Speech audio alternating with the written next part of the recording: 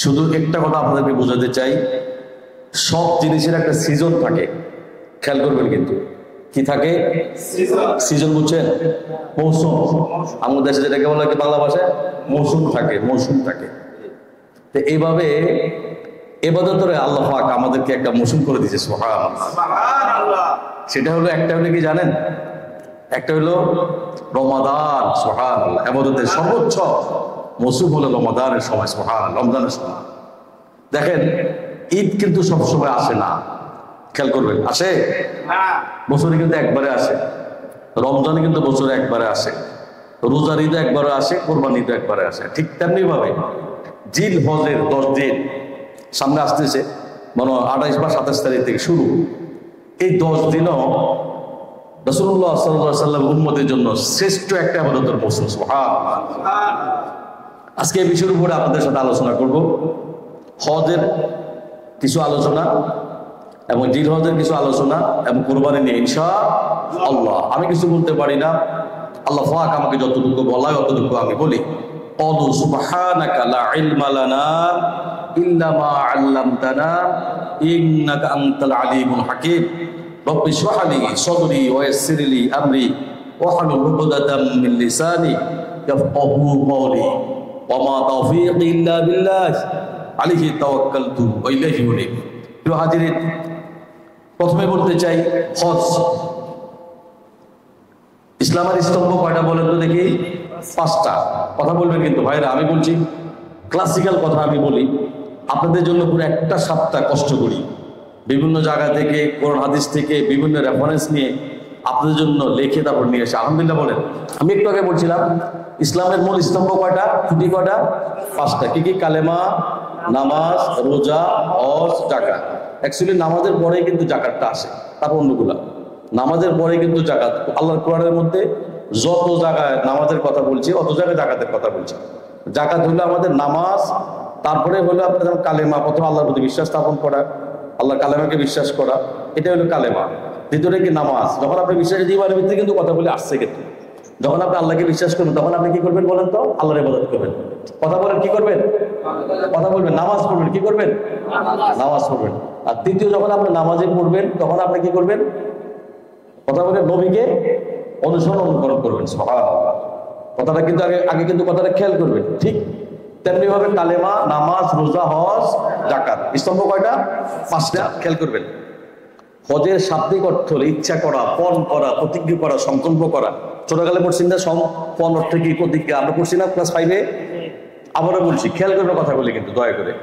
হজের শাব্দিক অর্থ হলো ইচ্ছা বা পণ অথবা প্রতিজ্ঞা অথবা সংকল্প করা। শরীয়তের পরিভাষায় খেয়াল করবেন কিন্তু, আমি কিন্তু জিজ্ঞেস করবো আপনাদেরকে, শরীয়তের পরিভাষায় আল্লাহর সন্তুষ্টি অর্জনের লক্ষ্যে, খেয়াল করবেন, শরীয়তের পরিভাষায় আল্লাহর সন্তুষ্টি অর্জনের লক্ষ্যে খুব খুব মনোযোগ দিন কিন্তু, নির্দিষ্ট সময়, নির্দিষ্ট পদ্ধতিতে, নির্দিষ্ট স্থানে, সুনির্দিষ্ট কিছু কার্যবলী, সুনির্দিষ্ট নিয়মে ইবাদত সম্পূর্ণ করাকে হজ বলে, সুবহানাল্লাহ বলেন। আবার সর্বোপরি নির্দিষ্ট মাসে, নির্দিষ্ট তারিখে মক্কা কাবা ঘরে তার সংলগ্ন কয়েকটি স্থানে ইসলামের বিধিবিধান অনুযায়ী অবস্থান করা অথবা জিয়ারত করাকে হজ বলে, সুবহানাল্লাহ। হজ মানে কি আমরা বলি কি জানি কি? না না, একদম কিছু না, একদম সহজ ব্যাপার। মানে আপনি কিছু স্থানে, নির্দিষ্ট কিছু স্থানে নির্দিষ্ট নিয়মে নির্দিষ্ট সময় দর্শন করা। এখন মসজিদে আসছেন, এটা কিন্তু দর্শন, কথা বুঝবেন কিন্তু, এটা একটা জিয়ারত। আমরা নিয়ত করছি যে একটা আজকে আমাদের বাবা মার কবর আমরা জিয়ারত করব, রাসূলুল্লাহ সাল্লাল্লাহু আলাইহি ওয়াসাল্লাম আমরা কবর, এরকম আছে না? কথাটা বুঝে। এরকম কিছু স্থানকে নির্দিষ্ট সময়ে, নির্দিষ্ট স্থানে, নির্দিষ্ট নিয়মে তাওয়াফ করা বা দর্শন করা অথবা জিয়ারত করা কি, বা কিছু সময় সেখানে আপনার কাটানোকে হজ বলে, সুবহানাল্লাহ বলেন। আল্লাহ পাক বলছেন, وَإِذْ يَرْفَعُ إِبْرَاهِيمُ الْقَوَاعِدَ مِنَ الْبَيْتِ وَإِسْمَاعِيلُ, সুবহানাল্লাহ। নবী হে, সেই সময়ের কথা আপনি স্মরণ করেন, চিন্তা করেন। কখন? যখন নবী ইব্রাহিম আলাইহিস সালাম এবং ইসমাইল আলাইহিস সালাম, ওনারা বাপ ছেলে যখন আল্লাহর ঘর কাবাঘরকে পুনরায় মেরামত করতেছিলেন, সুবহানাল্লাহ, অথবা বিটটাকে উঁচু করতেছিলেন, সুবহানাল্লাহ, তখন ওনারা বলছেন আল্লাহর কাছে, রব্বানা তাকাব্বাল মিন্না, বলছে আমার রব আমার প্রতিপালক। বাপ ছেলে এখন দোয়া করতেছে আল্লাহর কাছে, দেখেন রব্বানা তাকাব্বাল মিন্না, হে আমার রব, হে আমার প্রতিপালক, আমাদের সেবা, আমাদের এই কষ্টগুলি, আমাদের এই দোয়াগুলি আপনি কবুল করেন। সুবহানাল্লাহ। ইন্নাকা আনতাস সামিউল আলিম, নিশ্চয়ই আপনি সব জানেন এবং সব শুনেন। সুবহানাল্লাহ। কি কথাটা বুঝতে পারছেন না মনে আপনারা? প্রিয় হাজিরিন, হজের ফরজ সময় প্রথম হলো আপনাকে নিয়ত করতে হবে হজ করা, নিয়ত অথবা ইহরাম বাঁধা। খেয়াল করবেন, হজের ফরজ হলো কয়টা? 3টা। কয়টা?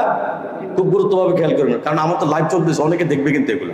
তো আপনারা একটু মনোযোগী হন, আপনাদেরও কাজে লাগবে। হজ করার নিয়ত আছে না নাই? কে কার কার আছে হাত উঠান। আল্লাহু আকবার, লিল্লাহি তাকবীর, লিল্লাহি তাকবীর, লিল্লাহি তাকবীর। আল্লাহ আমাদের সকলকে মিলেমিশে একত্রিত তোমার ঘর জিয়ারত করার তৌফিক দান করে বলা আমিন। প্রিয় ভাইরা, প্রথম হলো নিয়ত করা অথবা ইহরাম বাঁধা। খেয়াল করবেন, প্রথমে কি?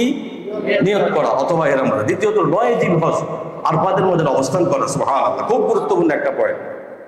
আরফাতের ময়দানে অবস্থান করছেন, আল্লাহি, আল্লাহর কসম খেয়ে বলছি, ওখানে বসে যে দোয়া করবেন সমস্ত দোয়া আল্লাহ কবুল করে নেবে। সুবহানাল্লাহ, কি একটা জায়গা, কি একটা স্থান আল্লাহ পাক আমাদেরকে নিচে আলহামদুলিল্লাহ বলে দেখছি, স্বয়ং চোখে দেখছি আসছি। আমি এটা নিয়ে কথা বলবো একটু পরে। 3 নম্বর হলো কাবা ঘর তাওয়াফ করা। কি করা? আল্লাহর ঘর তাওয়াফ করা। আল্লাহর ঘর কি এভাবে ঘুরে ঘুরে কয়বার? 7 বার। সুবহানাল্লাহ। তাহলে মূল ফরজ হলো 3টা। এই 3টা যদি আপনি সম্পাদন করতেই পারেন আপনার হজ হয়ে যাবে। সুবহানাল্লাহ। 1 নম্বর কি? নিয়ত করা এবং ইহরাম পড়া। কি? মিকাতের আগে ইহরাম পড়া। 2 নম্বর জিলহজের 9 তারিখে অবশ্যই আপনাকে আরফাতের মধ্যে অবস্থান করতে হবে সূর্য ডুবার পূর্ব মুহূর্ত পর্যন্ত, এবং কাবা ঘর কি করা? তাওয়াফ করা। সুবহানাল্লাহ। উদিআ লিন-নাস ইলাল্লাযী বিবাক্কাতা মুবারাকান ওয়া হুদাল লিল-আলামিন। সুবহানাল্লাহ। আল্লাহ কয়, শুনো, বাস্তবতা এই যে মানুষের ইবাদতের জন্য, মানব মণ্ডলীর, মানুষ গোষ্ঠীর, মানব সম্প্রদায়ের ইবাদতের জন্য সর্বপ্রথম আল্লাহ রাব্বুল আলামিন কাবা ঘরকে তৈরি করছেন। সুবহানাল্লাহ। আল্লাহর জমিনে সর্বপ্রথম, আল্লাহর কোরআনের কথা, সর্বপ্রথম মানুষের ইবাদত করার জন্য আমার রব, আমার মালিক আল্লাহ রাব্বুল আলামিন সর্বপ্রথম কোথায়? একটি ঘর, কাবা ঘর নির্মিত করছে। সুবহানাল্লাহ। এটাকে কি বলা হয়? হারামাইন শরীফ। সুবহানাল্লাহ। যা সমস্ত হারাম থেকে মুক্ত। সুবহানাল্লাহ। সমস্ত খারাপ কাজ থেকে মুক্ত। আর আল্লাহ কি বলছে? মুবারাকা। এবং ইতিহাসে এটা অবস্থিত হয়েছে একমাত্র মক্কার মধ্যে। সুবহানাল্লাহ। দুনিয়ার কোথাও নাই। কোথাও অবস্থিত? আল্লাহ কোরআনের কথা, কোরআনের ভাষায় বিবাক্কা। মক্কাকে আল্লাহ বলছে বিবাক্কা। কি বলছে আল্লাহ? বিবাক্কা, মুবারাকা। আর এটা আমি অনেক বরকত করে দিয়েছি। সুবহানাল্লাহ। এবং এটা সমগ্র জগতের মানুষের জন্য হেদায়েতের উপায়। সুবহানাল্লাহ। কত সুন্দর কথা কোরআনের মধ্যে আল্লাহ কথাটা কেমন বলছে, বুঝতে পারছেন না? আচ্ছা, এখন দ্বিতীয় আয়াত আল্লাহ কিন্তু সূরা আলে ইমরানের 96 নম্বর আয়াত। দ্বিতীয় আয়াত আল্লাহ পাক বলছেন, আল্লাহ পাক বলছেন, ফিহি আয়াতুম বাইয়িনাতুম মাকামু ইব্রাহিম। সুবহানাল্লাহ। আল্লাহ কয় তাতে আছে সুস্পষ্ট নিদর্শনাবলী মাকাম ইব্রাহিম। সুবহানাল্লাহ। মাকাম ইব্রাহিমের মধ্যে দাঁড়িয়ে যে দোয়া করবেন সেই দোয়া করবেন। সুবহানাল্লাহ। দাঁড়িয়ে থাকবেন, তাকিয়ে থাকবেন, কাবার দিকে তাকিয়ে তাকিয়ে যা দোয়া করবেন সব দোয়া কবুল। সুবহানাল্লাহ। তার কথা, আল্লাহর কথা। কি কথা? আল্লাহ কয় সর্বপ্রথম কোরআনের কথা, কোন আয়াত? আমি আল্লাহ সর্বপ্রথম প্রথম ঘর বানাইছি কাবা ঘরকে। সুবহানাল্লাহ। মানুষ এখান থেকে হেদায়েত নেবে, মানুষের উপকার করবে। দেখেন পর আয়াতে কি বলছে? ওয়ামান দাখালাহু কানা আমিনা। সুবহানাল্লাহ। ওমান দাখালা, ওখানে যারা প্রবেশ করবে সে নিরাপদ হয়ে যাবে। সুবহানাল্লাহ। কেমন কথা? ওমান দাখালা কানা, ওমান দাখালাহু কানা আমিনা। যে বাইতুল্লাহ শরীফে প্রবেশ করবে সে নিরাপদ আশ্রয়স্থান পেয়ে গেল। সুবহানাল্লাহ। কাবা ঘরে একটা মশা মাছিও মারা যায় না, একটা মশাকে আপনি মারতে পারবেন না। সুবহানাল্লাহ। কি জিনিস আপনি বানাইছে? সুবহানাল্লাহ বানাইছে। সুবহানাল্লাহ। সুবহানাল্লাহ। যে প্রবেশ করবে সে নিরাপদ, সে আল্লাহর আশ্রয়ে চলে গেল। সুবহানাল্লাহ। দেখে আল্লাহ পরে কি বলেন? ওয়ালিল্লাহি আলান নাসি হজ্জুল বাইতি মান ইসতাতা ইলাইহি সাবিলা। সুবহানাল্লাহ। আল্লাহ কয় মানুষের মধ্যে যারা সেখানে পৌঁছায়, সামর্থ্য রাখে, খেয়াল করে, মানুষের মধ্যে, মানুষ সম্প্রদায়ের মধ্যে, মুসলমানের মধ্যে যারা সেখানে যাওয়ার পৌঁছার সামর্থ্য রাখে তাদের উপরে আল্লাহ রাব্বুল আলামিন কাবা ঘরকে হজ করার জন্য ফরজ করে দিয়েছে। সুবহানাল্লাহ। যাদের সামর্থ্য আছে, যাদের অর্থ আছে তাদেরকে আল্লাহ রাব্বুল আলামিন এই কাবাগরকে হজ করার জন্য ফরজ করে দিয়েছে। সুবহানাল্লাহ, কত সুন্দর কথা।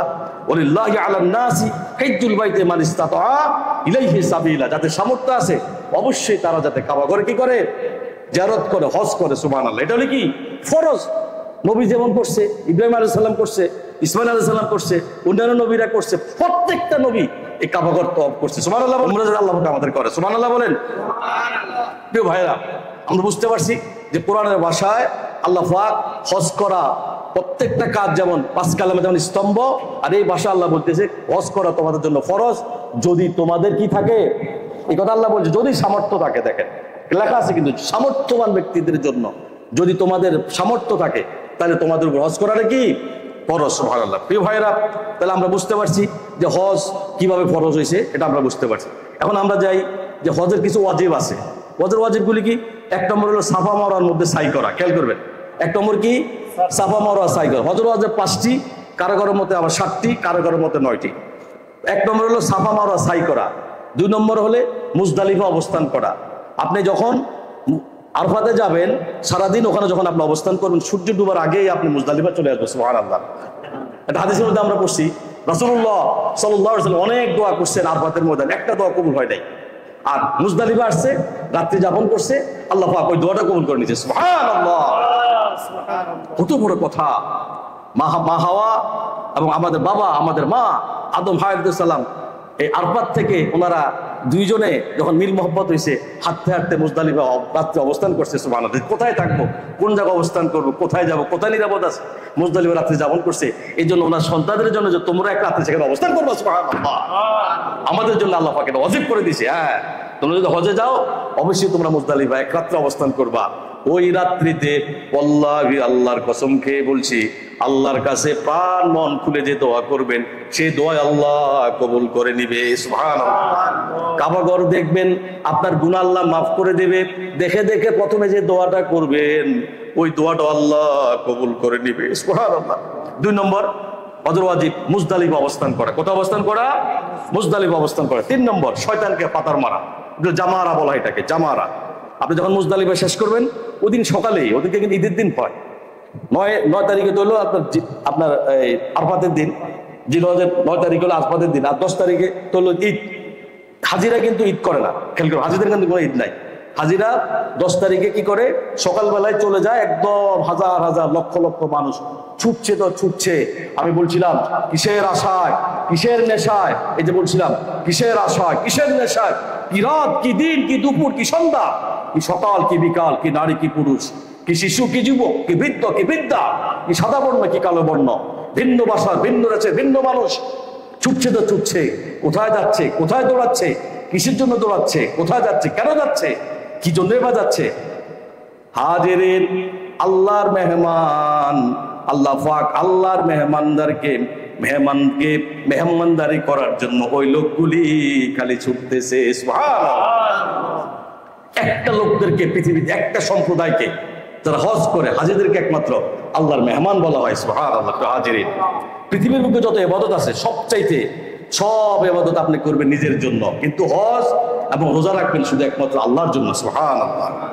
হাজিরিন, আল্লাহ রাব্বুল আলামিন হজ পালনকারীকে আল্লাহ পাক এই কথা বলে ঘোষণা করছেন, তোমরা হলে একমাত্র আমার মেহমান। সুবহানাল্লাহ। হাজিরিন, আমরা তাহলে বুঝতে পারছি 2 নম্বর হলে কি মুজদালিফা অবস্থান করা। 3 নম্বর হলে কি জামারা, যেটাকে বলে শয়তানকে 3 দিন পাথর মারা। কয়দিন? 3 দিন। প্রথম হলো 10, 11, 12, 13 পর্যন্ত আমরা তাকবীর দিন, আমরা 13 পর্যন্ত আমরা কি তাকবীর দিন, আল্লাহু আকবার, আল্লাহু আকবার, লা ইলাহা ইল্লাল্লাহ, আল্লাহু আকবার, আল্লাহু আকবার, লিল্লাহিল হামদ, এটা আমরা আলোচনা আসছে সামনে। আর 4 নম্বর হলো মাথা মুন্ডানো, চুল কাটা, মাথা মানে সাঁচি ফেলা। আর 5 নম্বর হলো বিদায় তাওয়াফ। আপনি যখন চলে আসবেন আরেকবার 7 বার আবার তাওয়াফ দিয়ে চলে আসবেন। সবার যতবার তাওয়াফ করুন ততবারই সওয়াব। সুবহানাল্লাহ। আর অন্যান্য মতে এখানে 5টা গেছে। আরফাতের ময়দানে সূর্য ডুবার আগে পর্যন্ত ওখানে অবস্থান করা। সুবহানাল্লাহ। সূর্য ডুবার আগে আপনাকে অবস্থান, ওখান থেকে চলে আসতে হবে। আপনি সকালে যান, যাইতে যাইতে ধরেন আপনার 9টা 10টা বা অনেকে বড় রাত্রে চলে যায়, আপনার 9 জিলহজের রাত্রে অনেকে ওখানে চলে যায়, তো পুরো দিন মানুষ ওখানে অবস্থান করে। অনেক অসুস্থ আমরা দেখছি, হেলিকপ্টার নিয়ে নামায়, হেলিকপ্টার নিয়ে আসলে যদি সে মারাও যায়, সে হজের সওয়াব আল্লাহ পাক তাকে দিয়ে দিবে। সুবহানাল্লাহ। জান্নাতি মেহমান। সুবহানাল্লাহ। অনেক দেখছি আমরা, সবাই দেখছি গত বছর অনেক এইভাবে হেলিকপ্টার নিয়ে আসছে, পাগলের মতো নিয়ে আসছে, ফলো করে নিয়ে আসছে। হাজার হাজার মানুষ কিসে ছুটছে কোথায় যাচ্ছে, আল্লাহু আকবার, এসব অবস্থান করতেছে। ওখানেও মারা গেছে, জান্নাতি মেহমান হয়ে গেছে, সুবহানাল্লাহ। প্রিয় হাজিরিন, এবং যদি সামর্থ্য থাকে, সামর্থ্য তো অবশ্যই আছে, এবং হাজিরা কোরবানি করা, এই হলো হজের ওয়াজিব সমূহ। এখন দেখেন, যদি হজ আল্লাহ পাক কবুল করে তাহলে কি হবে? আন নবী হুরায়রা রাদিয়াল্লাহু তাআলা আনহু قال قال رسول الله صلى الله عليه وسلم الحج المبرور ليس له جزاء الا الجنه সুবহানাল্লাহ। তোমরা জানো নাকি আবু হুরায়রা রাদিয়াল্লাহু তাআলা তিনি বলেন, রাসূলুল্লাহ সাল্লাল্লাহু আলাইহি ওয়াসাল্লাম বলেছেন, আল হাজ্জুল মাবরুর লাইসা লাহু জাযাউন ইল্লাল জান্নাহ। এটা কি? তিনি ইরশাদ করেন, কবুল হজের প্রতিদান আল্লাহ পাক জান্নাত ছাড়া আর কোনো কিছু হইতে পারে না। সুবহানাল্লাহ, জোরে বলে সুবহানাল্লাহ। যদি কবুল হজ হয়ে যায়, আল্লাহ পাক আপনাকে জান্নাত আল্লাহ পাক আপনাকে দিয়ে দিবে, সুবহানাল্লাহ, জান্নাতের মেহমান হয়ে যাবে, সুবহানাল্লাহ। বিষয় আলোচনা। তারপরে আজকে আমরা আগামী পর্ব কুরবানি কিছু আলোচনা করব এবং জিলহজের কিছু আলোচনা করব। আজকে আমি আপনাদেরকে মূল জিনিসটা বলি, দেব না? আচ্ছা, এখন আমরা আগে বুঝি। প্রথমে বুঝি, আল্লাহ সন্তুষ্টির জন্য আল্লাহর নিকট পুরস্কার আশায় নির্ধারিত সময়ে নির্ধারিত দিনে আল্লাহর নামের উপরে পশু জবাই করার নামই হলো কুরবানি। সুবহানাল্লাহ করবেন না?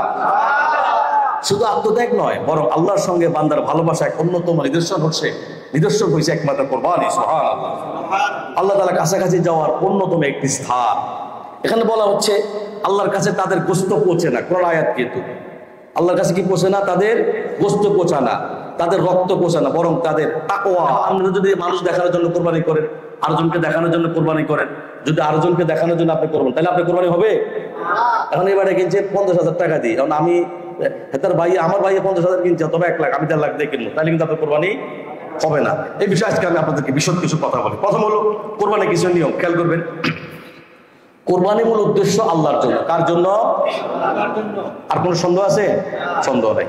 শুধুমাত্র আল্লাহকে খুশি করার জন্য আমরা কোরবানি করা। কাকে খুশি করার জন্য? আমি কথা বলেন, কারণ নামের উপরে কোরবানি হয় না। খেয়াল করেন, গুরুত্ব বিষয় কিন্তু। কারণ নামের উপরে যদি আপনার কোরবানি হবে না। আমরা আগে বলতাম, হুজুরেরা ছোটবেলা যখন গেছি, আচ্ছা দিয়ে দেবো, ছোটবেলা যখন আমরা গেছি, আমরা তখন দেখছি কি জানেন, অমুকের নাম, হুজুরের কি নাম ধরে ধরে কি করতো, আমরা তো জানতাম না, ছোট মানুষ ছিলাম। কিন্তু আসলে এটা হুদাই হুজুর কার কার নাম অমুকের, যেমন আমার আব্বা রফিকুল্লাহ, পিতা মিত অমুকুল্লাহ, আবার জাফরুল্লাহ, অমুক তমুক, এই নাম কি পড়তো খালি দেখতাম। আর এটা কেমন কথা, আশ্চর্য কথা। এখন আমরা যখন পড়াশোনা করা শুরু করছি, এগুলো কোনো কিছু কিন্তু ফাইটাই না। খেয়াল করবেন কিন্তু, এখন খেয়াল করেন, কারণ নামের উপরে কোরবানি হয় না। খেয়াল করেন, হালাল পশু দিয়ে আপনাকে কোরবানি করতে হবে, হালাল ইনকাম দিয়ে আপনাকে কোরবানি করতে হবে। হালাল ইনকাম দিয়ে আপনাকে কি করতে হবে? কোরবানি করতে হবে। ওই যে সুদের টাকা খান, সুদের টাকা লাগা, অনেকে মালয়েশিয়াতে আছে দেখছি, হেতার কাছে যদি 1000 রিঙ্গিত থাকে, তার 10,000 রিঙ্গিত বানায়। কেমনে? এবারে টাকা পাই যাইব, বেটার বউ সমস্যা, বাচ্চা সমস্যা, তো মা অসুস্থ, ভাই আপনারা 500 রিঙ্গিত দিব, আপনি আমারে 15 দিন পরে আবার 100 রিঙ্গিত দিবেন। এরকম আছে না নাই? পুরো হারাম হয়েছে। কিন্তু অনেক বলে না না না, এটা কি, আমি তো এবারে টাকা মারেছি, তো আরে বাবা আমাদের আর কোনো কাম নাই, আমরা টাকা বিক্রি করে টাকা দিয়ে টাকা লাভ করতেছে, শুধু লাভ করছে, এটা কি হলো নাকি বলেন? আবার যদি আপনার সমস্যা 5000 রিঙ্গিত দিব, মাসে আমারে 500 রিঙ্গিত দিবেন, এরকম আছে না নাই? পুরোটাই হারাম। ওই লোক যদি দুনিয়ার সব পশু জবাই করে, তার কোরবানি কবুল হবে? কবুল হবে না। প্রিয় ভাইয়েরা, পশু জবাই করার সময় অবশ্যই আপনাকে খুব খেয়াল করতে হবে যে যাতে পশুটা কি না পায়, কষ্ট না পায়। অনেক সময় দেখা গেছে যদি একসাথে অনেকগুলো পশু থাকে, গরু থাকে, অথবা ছাগল থাকে, অথবা উট থাকে, একটা সামনে আরেকটা জবাই করতে, ওরা যদি মুক্তার জিনিস পশু বুঝে না, তারপরে দেখলে বুঝে যে আমাকে জবাই করবে, কিন্তু কি আল্লাহ রাসূল যদি সম্ভব হয় একটু আলাল করে করো, সামনাসামনি একটা সামনে আরেকটা তোমরা জবাই করো না। এখন আমরা বুঝি পশু জবাই করার সময় আল্লাহ খেয়াল করবেন। এখন কি বলবেন আপনি? নিয়তটা, এটা হলো কি নিয়ত, খুব কম মনোযোগ দিয়ে নিয়ত। আমার দিয়ে তাকান ভাই, আমার দিয়ে তাকান সবাই, এটা নিয়তটা বলছে, এটা আমার দিয়ে তাকান সবাই। নিয়তটা কি হবে? আপনাকে বলতে হবে যে আয় আল্লাহ, আমাদের বংশের তরফ থেকে অথবা অমুকের নামের তরফ হইতে অথবা আমাদের বংশের জীবিত অথবা মৃত এনাদের পক্ষ থেকে আল্লাহ আপনার নামের উপর কোরবানি দিলাম। সুবহানাল্লাহ। এবার আপনি বিসমিল্লাহ আল্লাহু আকবার ছুরি চালা, বুঝতে পারেন না মনে? এখন ইয়াসিন ভাই কোরবানি দিব, ইয়াসিন ভাই নিয়ত হলো কি ওনার আপনার নামে দেওয়া। এখন আপনার নাম কি? পরিবারের পক্ষ থেকে কথাটা আপনি এইভাবে বলতে পারেন, আল্লাহ, অথবা আমাদের নাজমুল ভাই, আল্লাহ নাজমুল ভাই পরিবার পক্ষ থেকে, অথবা আলী আকবর পরিবারের পক্ষ থেকে, অথবা আমার আব্বা মৃত রফিকুল্লাহ চৌধুরী পরিবারের পক্ষ থেকে ওনার ছেলে যারা জীবিত আছে বাকিবুল্লাহ চৌধুরী, শাহেখ গাফরুল্লাহ চৌধুরী, ওনাদের পরিবারের পক্ষ থেকে আল্লাহ আপনার নামের উপরে পশু জবাই করলাম। সুবহানাল্লাহ, বিসমিল্লাহ, আল্লাহু আকবার। এটাই কিন্তু নিয়ত, বুঝতে পারেন না মনে হয়? এখন থেকে হুজুরে শিখিয়ে দিবেন ফোন করে, হুজুর উল্টা পাল্টা করলে কিন্তু কোরবানি হবে না। কি বলবেন? আল্লাহ আমাদের পরিবারের পক্ষ থেকে জীবিত অথবা মৃত, মৃত মাঝে নামে কিন্তু কোরবানি, ওটা জানেন তো না? আলী রাদিয়াল্লাহু তাআলা মুহাম্মদ সাল্লাল্লাহু আলাইহি ওয়াসাল্লাম যখন মারা ওফাত হয়ে গেছে, উনি কিন্তু ওনার নামের উপর কোরবানি দিয়েছেন। সুবহানাল্লাহ বলেন।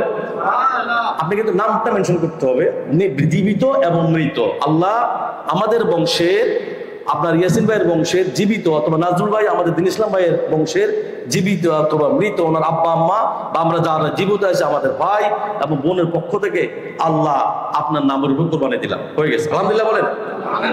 এখন আরেকটা নিয়ত আছে, এখন যদি ভাগ হয়, এখন 7 ভাগ হয়েছে অথবা 3 ভাগ হয়েছে, ভাগ হয়েছে না?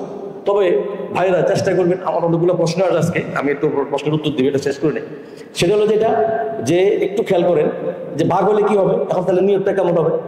একই সিস্টেম, ইয়াসিন ভাইয়ের পক্ষ থেকে, নাজরুল ভাইয়ের পক্ষ থেকে, দিন ইসলাম ভাইয়ের পক্ষ থেকে, শাহেখ গাফরুল্লাহ চৌধুরীর পক্ষ থেকে, যে নাম আল্লাহ ওনাদের পক্ষ থেকে, ওনাদের বংশধরের পক্ষ থেকে জীবিত অথবা মৃত আপনার নাম উপরে বিসমিল্লাহ আল্লাহু আকবার কোরবানি দিলাম। কথা বুঝতে পারেন না মনে হয়?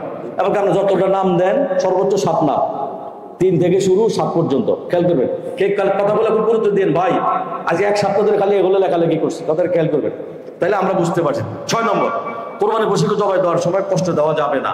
অনেকে আছে জান বারণে হবো এতে খালা শুরু করছে, খবরদার এরকম কষাই নেবেন না, এরকম কষাই নেবেন না। আপনার কোরবানি কিন্তু সহি হয় না। কিন্তু জান পুরো বেরিয়ে গেলে, গলা ভালোভাবে পোষ দেওয়ার পরে, পুরো জানটা বেরিয়ে যাওয়ার পরে যখন দেখবেন সে একদম পুরো মৃত হয়ে গেছে, তখনই আপনি কি করবেন?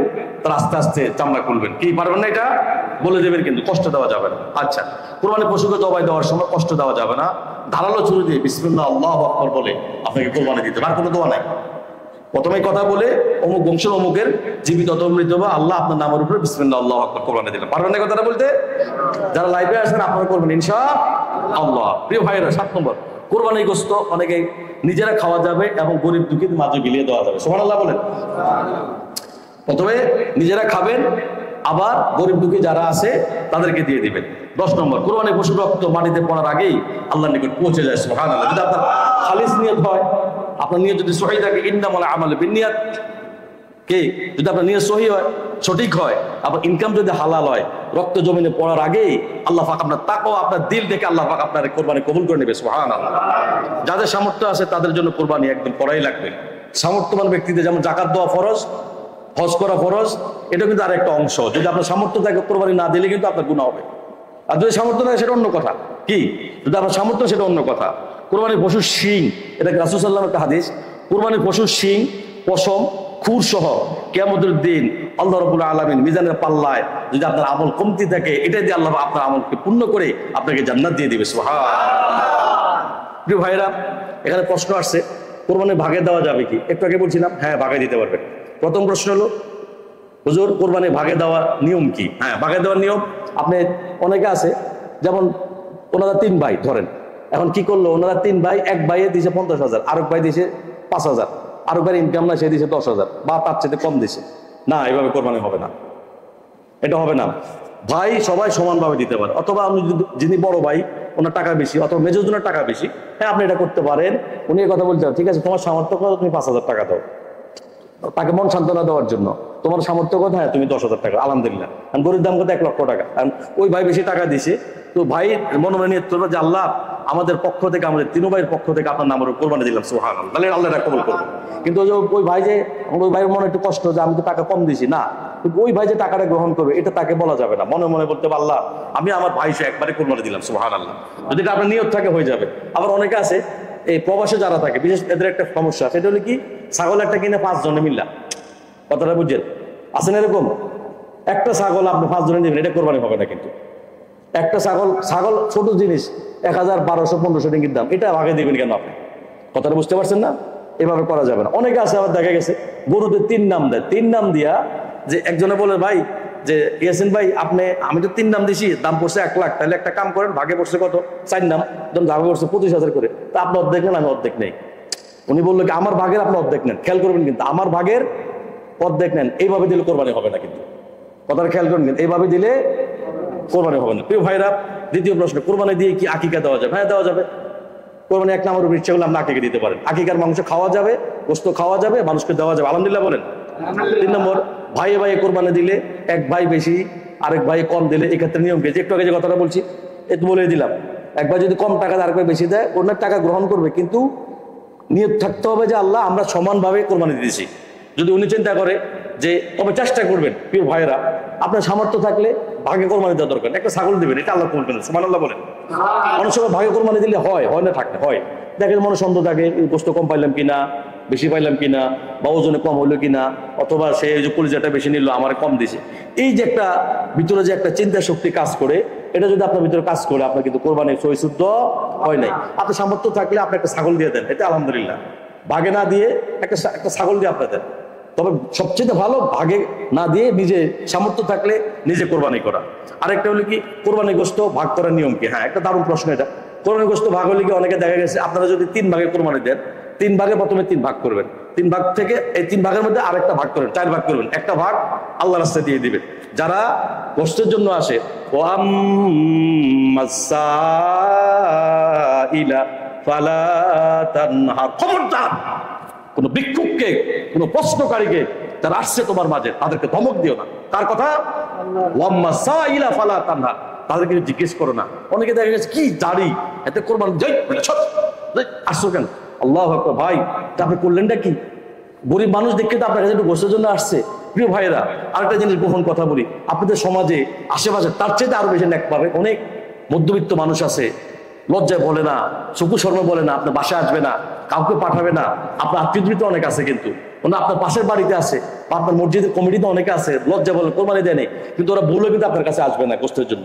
এই চুপে চুপে ব্যাক করে করে ওদেরকে দিয়ে আসবেন, অনেক গুণে সব আল্লাহ আপনাকে দিয়ে দিবে। সুবহানাল্লাহ।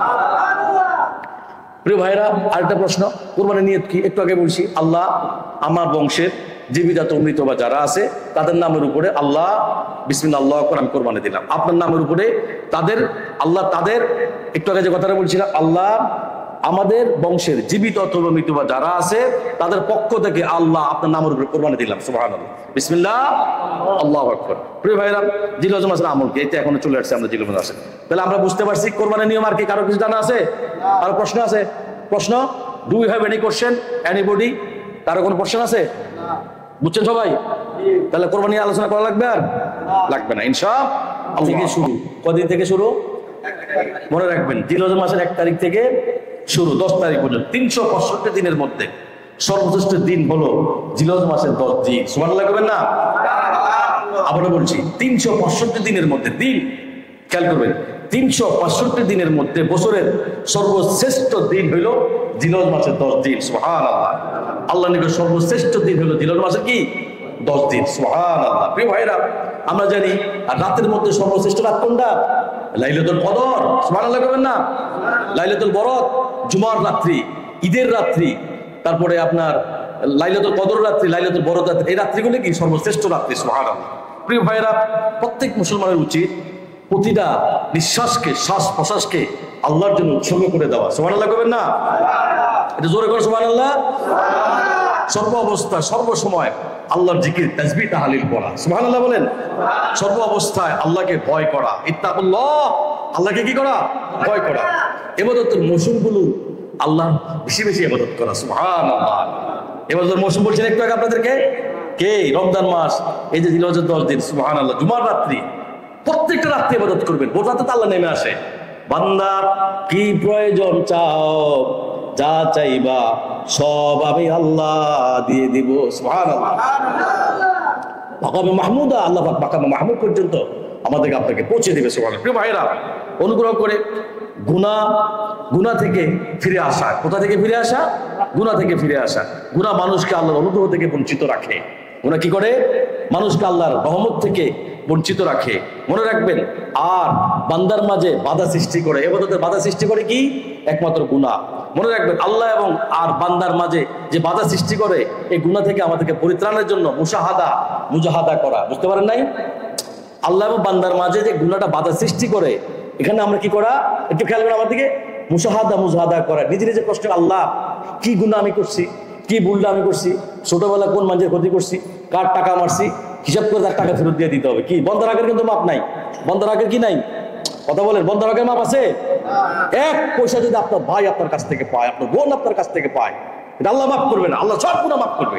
আল্লাহ আল্লাহর কসম খেয়ে বলছি, বন্দার হক আল্লাহ কোনো কিছুতে মাফ করবে না, কোনো অবস্থাতে না। যে হোক, যদি আপনার মাফ না চান, বাবা সন্তানের হক আল্লাহ মাফ করবে না যদি সঠিকভাবে বাবা সন্তানের হক যদি আদায় না করে, স্ত্রীর হক যদি আপনি ঠিকভাবে আদায় না করে, পাড়া প্রতিবেশী যারা তাদের হক যদি ঠিকভাবে আদায় না করে, এই প্রত্যেকটা হকের জন্য আল্লাহর কাছে জবাব আছে না নাই? কথা বলা জবাব আছে না নাই? প্রিয় ভাইরা, গুনাহ থেকে পরিত্রাণের জন্য মুজাহাদা করে আল্লাহ তাআলা তাদের জন্য হেদায়েতের পথ খুলে দেন। সুবহানাল্লাহ। প্রিয় ভাইরা, হে মুসলিম ভাই, এই গুরুত্বপূর্ণ মুহূর্তের জন্য সজাগ থাকুন। সুবহানাল্লাহ করবেন না? আর তার প্রতি দৃষ্টি নিবন্ধন রাখুন, তা যেন কোনোভাবেই আপনার থেকে অবহেলায় অতিবাহিত না হয়। সুবহানাল্লাহ। অন্যথায় আপনি এমন দিন লজ্জিত হবেন যেদিনের লজ্জা আপনার কোনো কাজে, কথা বলেন, কোনো কাজে আসবে না। কথা বলছেন দেখেন, আপনারা কি শুনছেন না? তো কথা বলেন না কেন? কোনো কাজে আসবে না, কারণ দুনিয়া ছায়ার নাই। ছায়া বুঝেন? মানুষ হাতে একটা ছায়া পড়ে না, একটা ছায়ার নাই, এর কোনো অস্তিত্ব আছে? স্থায়িত্ব আছে? এটা কোনো কি না, স্থায়িত্ব নাই। প্রিয় ভাইরা, আজ আমরা আমাদের স্বীয় কর্মস্থলে অবস্থান করছি, আজকে আমি এখানে কথা বলছি, আজকে আমার ব্যবসায় ছিলাম, আজকে আমি কাজে ছিলাম, আগামীকালকে আমি নাও থাকতে। এত আমাদের তো কাঁদার কথা এখন কথা শোনার পরে, কথা বুঝুন না মনে হয়? দুনিয়াটা কি একটা ছায়ার নাই। আজকে আমি এখানে আসি, আজকে আমি কাজে আসি, আজকে রাত্রে আমি স্ত্রীর সাথে কথা বলছি, সন্তানের সাথে কথা বলছি, আজকে আমি মাহফিলে আসছি। আমাদের মাহফিলে তো এই সপ্তাহ মাহফিলে, পরের সপ্তাহ ছিল, কথা বলেন, পরের সপ্তাহ ছিল না, তারপর বোঝা যায় আগামীকালকে আমি নাও থাকতে পারি। প্রিয় ভাইরা, এই জন্য আমাদেরকে সবসময় চিন্তা করতে হবে, প্রতিদান হিসাব নিকাশের দিবসে আমাদের গন্তব্য কোথায় হবে? জান্নাত নাকি জাহান্নাম? আল্লাহু আকবার। প্রত্যেকটা দিন, প্রত্যেকটা মুহূর্ত আমাদের অ্যাকাউন্টস করা দরকার। আমরা কি জান্নাতি? আপনি অ্যাকাউন্ট করতে পারবেন, আপনি কি জান্নাতি নাকি আপনি জাহান্নামী? আপনি বলতে পারবেন আপনার জীবনে কতটা পাপ করছেন, কতটা নামাজ কামাই করছেন, কতগুলো অন্যায় করছেন, কতটুকু অপরাধ করছেন, কত মানুষের টাকা মানছেন, কতগুলো মিথ্যা কথা বলছেন, কতগুলো জিনা কাজ করছেন, ইস্তেগফার কতবার করছেন, নামাজ কতটুকু বাদ দিয়েছেন, হক কতদূর মারছেন, ভাইটা কতদূর মারছেন, বোনেটা কতদূর মারছেন, মালয়েশিয়া প্রবাসে কত মানুষের বাটপারি করছেন, সিটারি করছেন, দেশে করছেন, বাইরে করছেন, ঘরে করছেন, নামাজ তো পড়েন না, তাহলে আপনি জানেন না আপনি জান্নাতি না জাহান্নামী? প্রিয় ভাইরা, একজন পরীক্ষার্থী বলতে পারবে সে কি ভালো পরীক্ষা দিয়েছে নাকি খারাপ পরীক্ষা দিয়েছে। সে জানে যে আমি ফার্স্ট ডিভিশন পাবো না, সেকেন্ড ডিভিশন, থার্ড ডিভিশন পাবো। কথা মনে বুঝতে পারেন না? একজন পরীক্ষার্থী কিন্তু বলতে পারে, তা আপনারা কিন্তু বলতে পারবেন যে আপনার অবস্থান কি, বুঝতে পারেন না? হাজিরিন, ওমর রাদিয়াল্লাহু তাআলা বলেন, মরার আগে একবার মরো আর হিসাব নিকাশ করো, জীবনে কত ভালো কাজ করছো, কত খারাপ কাজ করছো, তোমার খাতা তুমি মিলিয়ে ফেলো, তুমি কি জান্নাতি নাকি জাহান্নামী। আল্লাহু আকবার। ভাইরা, এই জন্য তোমাকে দুনিয়া থেকে আমলের পুঁজি সঞ্চয় করতে হবে। সুবহানাল্লাহ করবেন না? তাদের মতো হয় না যারা নিজের জন্য কল্যাণ, সে খারাপ কাজে সে সবসময় অপরযোগী থাকে, খারাপ কাজে সবসময় খারাপ কাজে লিপ্ত থাকে। খবরদার, নিজেকে সবসময় ভালো কাজে লিপ্ত রাখো। সুবহানাল্লাহ। এটা যদি করতে পারো, আল্লাহ পাক আমাদের জীবনের সমস্ত গুনাহ আল্লাহ মাফ করে দিবে। সুবহানাল্লাহ। কি করবো আমরা এই 10 দিন? এটার মধ্যে একটু কথা বলে শেষ করে দেব। জিল হজের এক একটা দিন, এক একটা রাত আল্লাহ সুবহানাহু ওয়া তাআলার কাছে লাইলাতুল কদরের সমান। সুবহানাল্লাহ। একটু আস্তে বলেন না, মনে বুঝতে পারেন নাই? জিল হজের এক একটা দিন, এক একটা রাত আল্লাহ সুবহানাহু ওয়া তাআলার কাছে লাইলাতুল কদরের সমান। সুবহানাল্লাহ। প্রিয় ভাইরা, মনে রাখবেন, জিলহজ মাসের 10 দিন, এক একটা দিন, শুধু শেষের 10 দিন 1000 দিনের সমান। সুবহানাল্লাহ। বুঝতে পারেন নাই? জিলহজের 10 দিন, এক একটা দিন 1000 দিনের সমান। তার মানে কি, একদিন ইবাদত করলে আল্লাহ পাক আপনার আমলনামায় 1000 সমপরিমাণ সওয়াব আল্লাহ পাক আমলনামায় দিয়ে দিবে। সুবহানাল্লাহ। প্রিয় ভাইরা, আরফাতের দিন, ওই যেদিন আরফাত হাজিরা দিন অবস্থান করে, ওই দিন 10,000 দিনের সমান। সুবহানাল্লাহ। প্রিয় ভাইরা, যারা আরফাতের দিনে ইবাদত করবে তার আমলনামায় আল্লাহ রাব্বুল আলামিন 10,000 দিনের সমপরিমাণ সওয়াব আল্লাহ পাক তাকে প্রদান করবে। সুবহানাল্লাহ। প্রিয় হাজিরিন, আরফাতের দিনে যারা রোজা রাখবে, রাসূলুল্লাহ বলেন, নবী রাসূলুল্লাহ সাল্লাল্লাহু আলাইহি ওয়াসাল্লাম, ও আমার উম্মতেরা তোমরা শুনো, আরফাতের দিনে যদি তুমি রোজা রাখো, তোমার এই বিগত প্রথম 1 বছরের গুনাহ মাফ, আবার আগামী 1 বছরের গুনাহ মাফ আল্লাহ করে দিবে। সুবহানাল্লাহ। কত বড়! শুধু হাজিরা কিন্তু রোজা রাখতে পারবে না, খেয়াল করবে, যারা হাজি যারা মক্কাতে থাকবে আরফাতে অবস্থান করবে তাদের জন্য কিন্তু রোজা না, শুধু একমাত্র যারা বহিরাগত বুঝছেন তো, তাদের জন্য এই রোজা। প্রথম 1 বছরের গুনাহ মাফ, আবার আগামী 1 বছরের গুনাহ কে মাফ করে দিবে? আল্লাহ মাফ করে দিবে। আল্লাহর কাছে সর্বশ্রেষ্ঠ দিন হলো কি? জিলহজ মাসের 10 দিন। সুবহানাল্লাহ করবেন না? এই দিনের অনেক মর্তবা, অনেক ফজিলত, অনেক মুহূর্ত যা বলে লেখে বুঝে আপনাদেরকে আমি শেষ করতে পারবো না। সুবহানাল্লাহ। আল্লাহ পাক বলছে আল ফাজরি, শপথ, সকালের শপথ। খেয়াল করবেন, ফজরের কসম কার কথা? আল্লাহর কথা। ওয়ালাইয়ালিন আশরি, এবং 10 রাতের। সুবহানাল্লাহ, 10 রাত। এই যে 10 রাত, জিলহজে 10 রাত, ওয়ালাইয়ালিন আশরি, তার মানে কি? এই 10 রাতের শপথ কে খাইছে? আল্লাহ খাইছে। এখন কি বলছে আল্লাহ? এখানে ফজরের কসম খাইছে বলছে, পৃথিবীর প্রতিটা জিনিসে নতুন ভাবে যাত্রা শুরু করে। সুবহানাল্লাহ। এই 10 দিন বলতে জিলহজের মাসের 10 রাতকে আল্লাহ পাক বুঝিয়েছে। সুবহানাল্লাহ। প্রিয় ভাইরা, আর জোর হলো জিলহজ মাসের 10 তারিখ, আর বেজর হইলো জিলহজ মাসের 9 তারিখ। সুবহানাল্লাহ। মানে আল্লাহ জোর এবং বেজরের কসম খাইছে। ওয়াশফাই ওয়াল ওয়াতরি, আমি জোর এবং বেজরের শপথ। কার কথা? আল্লাহর কথা। ওয়াল্লাইলি ইযা ইয়াসরি, শুরু হয় আখিরাতের শাস্তি এবং পুরস্কার হয় অভ্যস্তনামের জন্য। সুবহানাল্লাহ। প্রিয় ভাইরা, এখানে আমি যে জিনিসটা বোঝাতে চাই, এই মর্যাদাগুলি আল্লাহ পাক মুমিন ইমানদারকে দান করেছেন। সুবহানাল্লাহ। প্রিয় ভাইরা, সেই হিসাবে এইসব দিন রাত আল্লাহর কুদরত হিকমত অনেক বহি প্রকাশ আল্লাহ পাক করিয়ে ঘটায়। অতএব যারা নেককার তাদেরকে আল্লাহ রাব্বুল আলামিন এই দিনে পুরস্কৃত করবেন, আর যারা বদকার আল্লাহ পাক তাদেরকে তিরস্কার করবেন, জাহান্নাম করে দেবেন। আল্লাহু আকবার। বেশি আল্লাহ জিকির করবো, সুবহানাল্লাহ করবেন না? যতটা পয়েন্ট দেবো অতবার সুবহানাল্লাহ করবেন। কি আপনার নেকি হন, আমিও নেকি হই। একবার যদি সুবহানাল্লাহ বলেন মন থেকে, আল্লাহ জমিনের উপরে আকাশের নিচে যত খালি জায়গা আছে সমস্ত খালি জায়গা আল্লাহ রাব্বুল আলামিন নেক দিয়ে পরিপূর্ণ করে দিবে। আস্তে গেল না কথাটা? জোরে কর। প্রথম আমরা আল্লাহর কি করব? জিকির বেশি বেশি করব। 2 নম্বর, কোরআন বেশি বেশি পড়বো। অ্যাটাচমেন্টটা কোরআন। পারবেন না? কে রাত দিন দুপুর সন্ধ্যা যখন পারবেন তখনই কোরআন পড়বেন ইনশাআল্লাহ। 3 নম্বর, হাজিরের সবসময় আপনাদেরকে বলি আল্লাহর কাছে মাপ চান, তওবা করেন, ইস্তিগফার করেন। আল্লাহ আপনার জীবনের সমস্ত গুনাহ উনি আল্লাহ মাফ করে দিবে। সুবহানাল্লাহ। 3 নম্বর ইস্তিগফার করা, তওবা করা। 4 নম্বর, সঠিক সময় সঠিক নিয়মে, খবরদার কোন অবস্থাতেই নামাজ কাজা করা যাবে না। 5 ওয়াক্ত নামাজ সঠিক সময়ে পড়তে হবে ইনশাআল্লাহ। এবং 5 নম্বর, ভোর রাতে উঠে তাহাজ্জুদ নামাজ পড়া। সুবহানাল্লাহ। কতবার আপনাদেরকে বললাম, ওয়া মিনাল লাইলি ফাতাহাজ্জাদ বিহি নাফিলাতাল লাক আসা আন ইয়াবআসাকা রাব্বুকা মাকামান মাহমুদা। নবী ভোর রাত্রে উঠেন, যদি এটা অতিরিক্ত 2 রাকাত তাহাজ্জুদ নামাজ পড়েন, যদি এটা আপনার জন্য অতিরিক্ত ইবাদত, আপনার রব, আপনার মালিক মাকামে মাহমুদ পর্যন্ত আপনাকে পৌঁছিয়ে দিবে। সুবহানাল্লাহ। প্রিয় ভাইরা, এবং নামাজের মধ্যে কান্নাকাটি করবেন, শুকরিয়া আদায় করবেন। আল্লাহ শুকর আদায় করি তোমার কাছে, রব্বুল আলামিন তোমাকে বাঁচায় রাখছে। আল্লাহ তুমি আমাকে সুস্থ রেখে তোমাকে শুকরিয়া আদায় করি। আল্লাহ তুমি আমাকে স্ত্রী দিয়েছো, আমি শুকর আদায় করি। আল্লাহ তুমি আমাকে সন্তান, শুকরিয়া আদায় করি।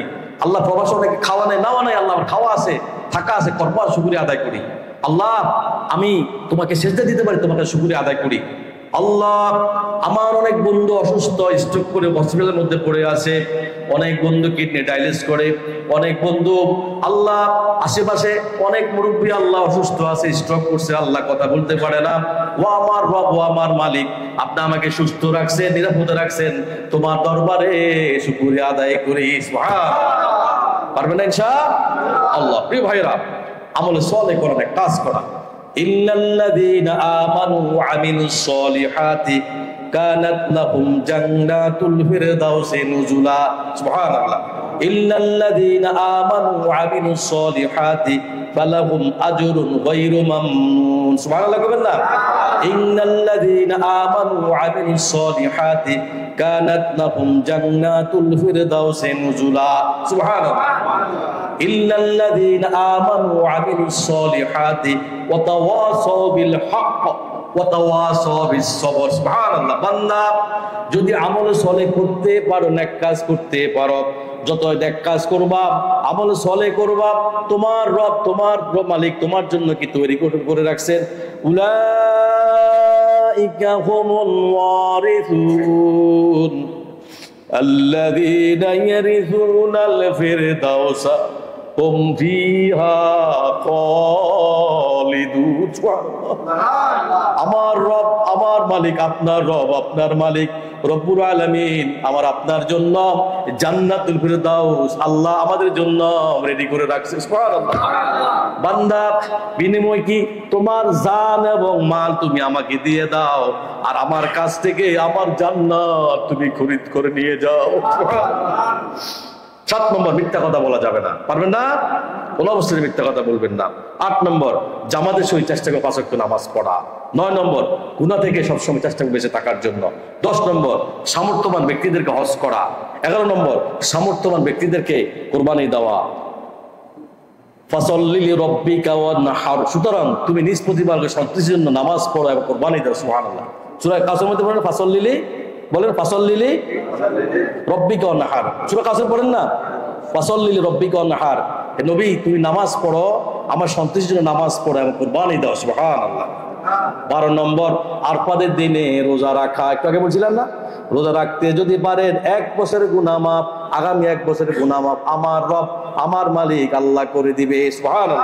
13 নম্বর, জিলহজে যারা কোরবানি দিবেন তারা জিলহজের এই 10 দিন চুল, দাড়ি, নখ কোনো কিছু কাটবেন না। বুঝতে পারেন নাই?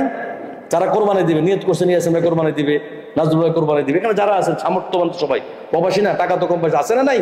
আছে। তাহলে কি করবেন? দাড়ি, চুল, নখ জিলহজের 1 তারিখ থেকে 10 তারিখ পর্যন্ত কাটবেন না। মনে রাখবো তো ইনশাআল্লাহ? 1 তারিখ থেকে 10 তারিখ পর্যন্ত মনে থাকবে ইনশাআল্লাহ। মানে পশু জবাই করার পরে আর আপনি কাটবেন কি? খেয়াল থাকবো। 14 নম্বর, এই 10 দিনে বেশি বেশি আমরা তাকবীর দিব। খেয়াল করবেন, খালি তাকবীর দিবেন। উঠতে, বইতে, শুনতে, খাইতে, ঘুমাইতে সবসময় কি তাকবীর পড়েন? আল্লাহু আকবার, লা ইলাহা ইল্লাল্লাহু, আল্লাহু আকবার, আল্লাহু আকবার ওয়ালিল্লাহিল হামদ। সুবহানাল্লাহ। পড়েন তাকবীর। আল্লাহু আকবার, আল্লাহু আকবার, আল্লাহু আকবার, লা ইলাহা ইল্লাল্লাহু, আল্লাহু আকবার, আল্লাহু আকবার ওয়ালিল্লাহিল হামদ। জিলহজ মাসের 1 তারিখ থেকে শুরু একদম 13 তারিখ পর্যন্ত। কি বুঝতে পারছেন না? একদম চলতে থাকবে তাকবীর। পারবেন না? বাজারে, ঘাটে যখন প্রত্যেক নামাজের পর পরে তাকবীর দিবেন ইনশাআল্লাহ। কি তাকবীর বলেন তো সবাই? মুখস্থ আছে কি বলেন?